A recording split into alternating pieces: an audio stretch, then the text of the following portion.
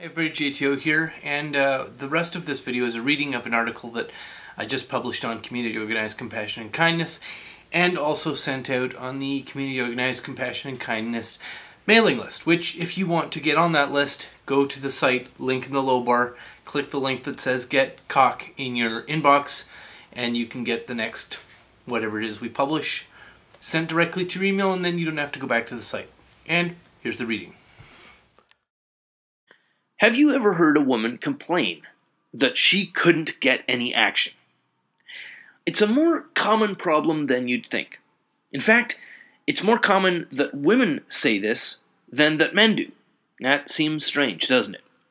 After all, it is men who are the most overt seekers of sex, and women who are the arbiters of who's getting some and who isn't. But men rarely make the "I can't get any" complaint. And they do that rarely because, for men, it is an admission of failure. It's a statement of lowered social status. But then isn't a woman saying the same thing also admitting to her social ineptitude? Not exactly. Now, it's not a secret that men are the pursuers of sex while women are the pursued, but while this is true, it can be a misleading way to describe the social dynamic that is in effect. Men are the competitors in sexual pursuit, and women are the selectors of those who compete. Describing women as the pursued plays too easily into the female victim narrative, which happens to be a false narrative. There is real power in being the selector. And it's a power that men, other than those very few at the top of social and economic hierarchies, simply do not have. By comparison to most men, almost all women have this power, and all they have to do to keep it is not be physically disgusting. But we return to the female complaint. "I can't get laid," often said by a quite attractive woman. When we hear these words, we are not hearing the same message that would be conveyed by a man. We are not hearing, "I've been pursuing sexual attention and getting no positive result." When an attractive woman says, "I can't get any action in my fluffy lady bits," what she is actually saying is this: "The men who are vying for my sexual attention are below the social or economic threshold that I have set as my price for sexual access." A woman who says, "I can't get any dick," is actually saying the price she demands for sex is higher than the men in her social circle are willing to pay. And it is true that men who have sexual lives beyond being handosexual almost all do pay, but that does not mean to say that it's all a direct exchange of cold hard cash. But for almost all women, sexual access is a tool of social exchange. And that's why for women, male status is the primary marker of sexual attractiveness. High-profile athlete? Oh yes, please. Janitor? No thanks. She'll pass on that one. But what kind of guy is the athlete? And what kind of guy is the janitor? Well, these evaluations require that men be considered as complete human beings. But the feminine sorting algorithm is far faster and too efficient to bother with that level of detail. So what kind of guy is he? It just doesn't matter. And returning to the chick who complains that she can't get any action. Well, yes, she can. What she's actually saying is that she can't get the price she wants in the market for pussy. She is treating her sexuality as a commodity. In fact, not all women are like that. Aside, women commoditize their sexuality in a way that men do not. Well, male sexuality has no competitive market value. And because of this, very few men can use their sexuality as a tradable resource. When a man observes that he can't get any, he is saying he can't give it away. But aside from there being little market value to male sexuality, men do not approach sex as a commercial activity. For most men, sex is a doorway to intimacy and human connection. So can we repair the growing rift between men and women? Well, for men, we might start by disengaging from commoditized sexual transit. Now, this does not mean men should stop objectifying women sexually or viewing them as sexual objects. Men are not the controlling class in sexual matters. So, disengagement from those who commoditize their sex is one of the very few tools that men have. But it is women who are the gatekeepers of sex. And recognizing this brings a realization of just who is using who and what they can do about it. Does this need to be spelled out further? Not, I expect, to women. And the vast majority of women will not stop trading sex for access, advantage, provision, and male service. Fortunately for this discussion, women are not my primary readership or audience to my videos. Nor will most women even admit to the ongoing exchange. Plausible deniability is a woman's best friend. But men, are you still picking this up?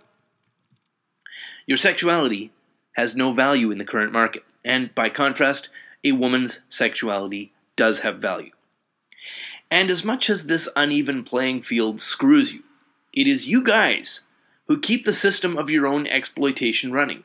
It's you who continues to participate in the sexual marketplace where your life is devalued. Do you necessarily pay for it in cash? Well, not most men, at least not directly. And those who do, while they are frowned on by polite society, might even be moving in the right direction. Because the openly transactional nature of sex is at least clearly visible when utilizing the services of a sex trade worker. Gentlemen, your participation in the transactional model of sexual interaction creates the culture of disposable men. Now, some men will be baffled by this, and those who can see the transactional character of sexual relationships will very often deny, evade, and spin their personal hamster wheels at light speed. They will do almost anything to avoid the reality that puts an unavoidable personal challenge right into their laps. Gentlemen, you do the work of running it, but you do not rule the world. The world, like all other enterprises, is run not through direct control, but indirectly, by proxy. There is a public mythology that because men sit at the heads of corporations and governments, then the whole world is thus a patriarchy run by men for men. But this is an infantile and foolish conception of the way the world works, and unless we have it clear in our minds just how stupid this myth is, we will be endlessly harassed by the people who do not want anything to change ever. And why would anybody promote the false and stupid model of men rule the world for men as a reality? Well, because they benefit by men keeping to their role as draft horses, walking wallets, violence and resource dispensers, and general disposable humans. In other words, real men. And if you're one of these esteemed protector, provider, servitors whose value depends on female approval, well, you're part of the problem. You are propping up social rule by a leisure caste who manage their servants by telling them that they're real men, that they're good men, and so on. And the woman complaining that she can't get any is telling the males around her that they are not providing enough benefit in exchange for access to her magic vagina. She's complaining about low financial achievers, but she's also complaining about guys capable of being her provisioning tool, but with the self-esteem to reject the exchange of female-supplied identity for their self-sacrifice. Do not be one of the sleepers underlying the rails that the trains run on. For men, this means rejecting the normal interface between men and women where male identity is traded in sexual transaction for the provision of women. That all has to go. Flush it right down the shitter. What does she want in exchange for sexual access? If it is anything except the same human intimacy and connection that you want, then it's nothing but a transaction and a bad deal for you. No matter how it is hidden, men trade their humanity for approval from the self-serving prehistoric instincts of a breeding female's uterus. And one of the problems is that most men do not believe they are capable of doing anything except conforming. That is, conforming to the allowed role of a controlled servant given a positive identity based on continued utility. Stepping outside of that path takes serious willpower and self-knowledge that does not come without hard work. This is not complicated, but saying it is simple does not mean it is easy.